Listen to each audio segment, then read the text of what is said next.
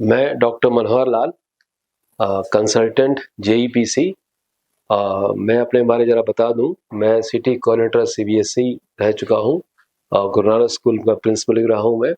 और अभी मैं एसओई गवर्नमेंट के द्वारा जितने स्कूल ऑफ एक्सीलेंस में देख रहा हूं। आज मैं आपको बताने जा रहा हूं कि सीबीएसई में जो आंसर शीट आपको मिलेगी कैसे भरेंगे।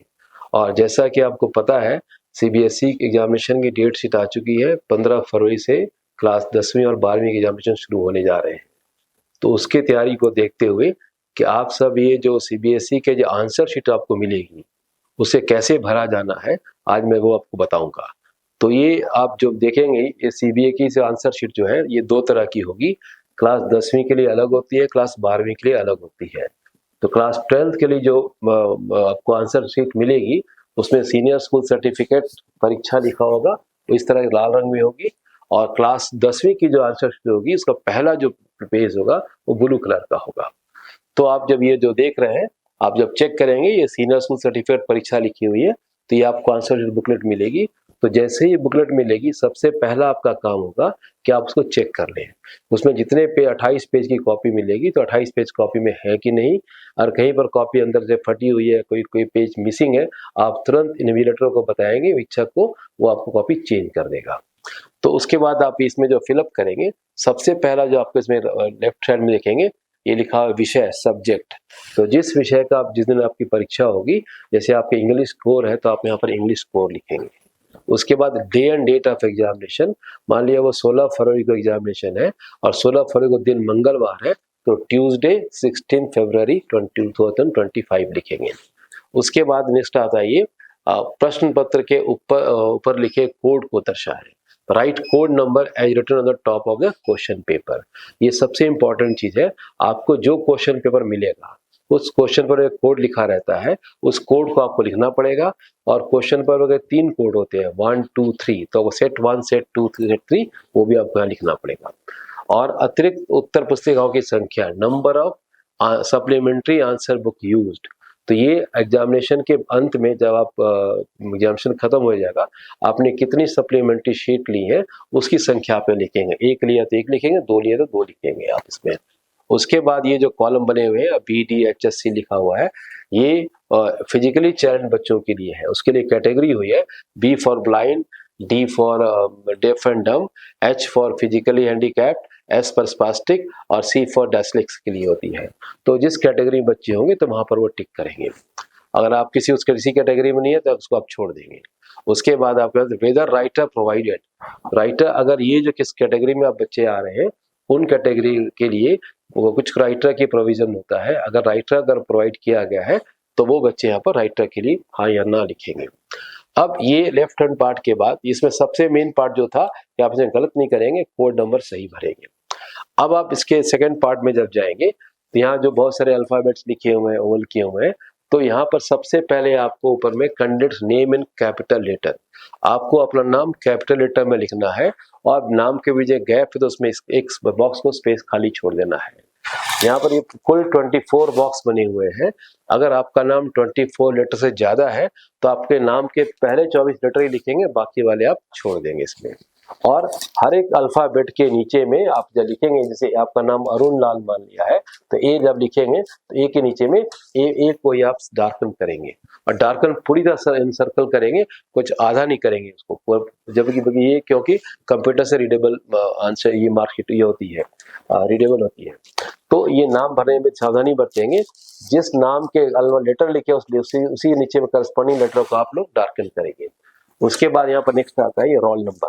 आपको जो बोर्ड ने रोल नंबर इशू किया है उस रोल नंबर को यहाँ पर लिखेंगे और रोल नंबर को उसी तरह से डार्कन भी करेंगे आप। और नीचे में आया सब्जेक्ट कोड, जो आप जैसे बताया सब्जेक्ट कोड सेट 1 है, सेट 2 है, सेट 3 है, वो भी भरेंगे सेंड यहाँ पर। और सब्जेक्ट कोड जो रहता है आपके इंग्लिश का 302 कोड है, यहाँ पर 302 भरेंगे। और इस कोड के लिए बहुत परेशान होने की जरूरत नहीं है। आपके जो एडमिट कार्ड मिलेगा उस एडमिट कार्ड में क्वेश्चन पर कोड लिखा रहता है, तो उसको देख के कॉपी करना है।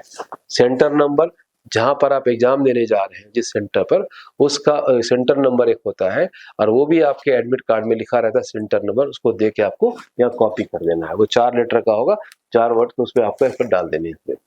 उसके बाद नीचे में लिखा हुआ है रोल नंबर इन वर्ड्स, तो वर्ड्स में आपका हो सकता है लाख्स में हो या करोड़ में हो, तो वो रोल नंबर वर्ड्स में भी आपके एडमिट कार्ड में लिखे रहते हैं, आपको उसको देख के यहाँ कॉपी कर देना है। फिर आपको फादर्स नेम लिखना है और आपको ये सिग्नेचर करना है। सिग्नेचर सिर्फ आपको वही सिग्नेचर करना है जो सिग्नेचर आपने एडमिट कार्ड में किया हुआ है।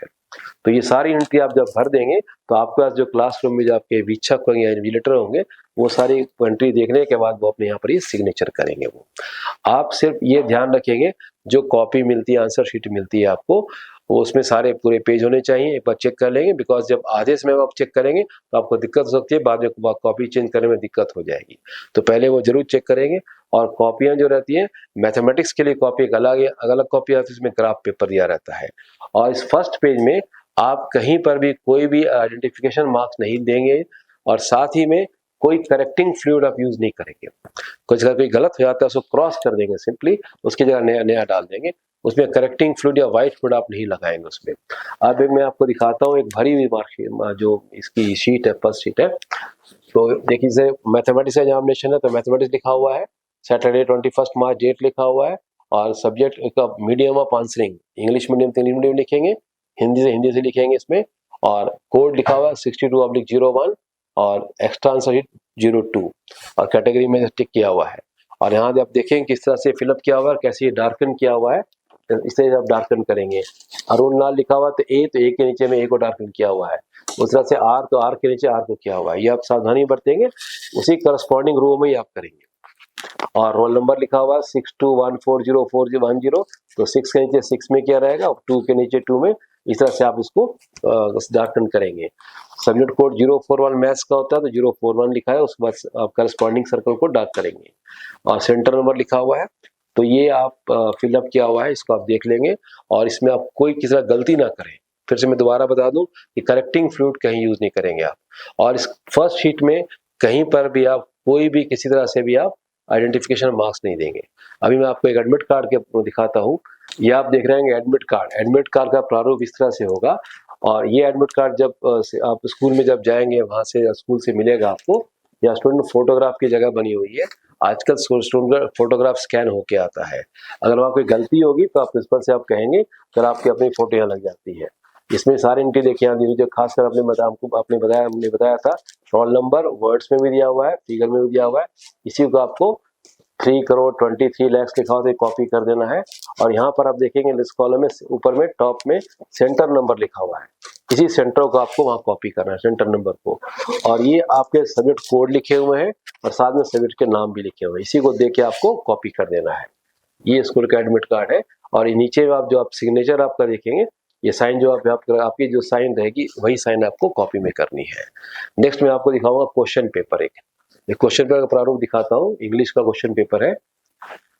ये जब आप क्वेश्चन पेपर आपको जब मिलेगा, तो टॉप लेफ्ट कॉर्नर में रोल नंबर लिखा रहता है, ये आपको अपना रोल नंबर फिलअप करना है।